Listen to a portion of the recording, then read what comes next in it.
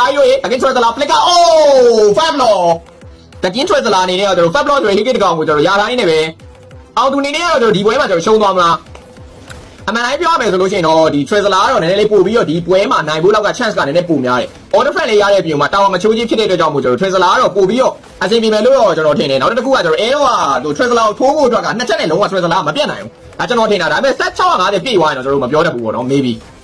okay YS နဲ့ကျွန်တော် second eye ရဲ့ base ကူရအောင်ကျွန်တော် defend တွေပါညာပဲသွားမလားအော်သူအနေနဲ့ကကျွန်တော် fab block တွေပါညာကြာသွားပြီဆိုရင်နေရာတခုမှာကျွန်တော် walking back တွေပါညာပါစားတိုင်းနေပဲတကင်း Twizzler ဆိုတော့နည်းနည်း leg gain တွေပါညာနည်းနည်းကြာသွားရင်တော့နည်းနည်းလေးကြည့်နေတယ်ကျွန်တော် leg gain လုံးဝ full white နဲ့ full white ရောမှာ stat တွေအကုန်လုံးပြည့်သွားမယ်ဆိုလို့ရှိရင်တော့အဲရောပဲနိုင်မလား Twizzler ပဲနိုင်မလားကြည့်ရမှာပေါ့နော်hero nature ကတာတယ်ဆိုတာ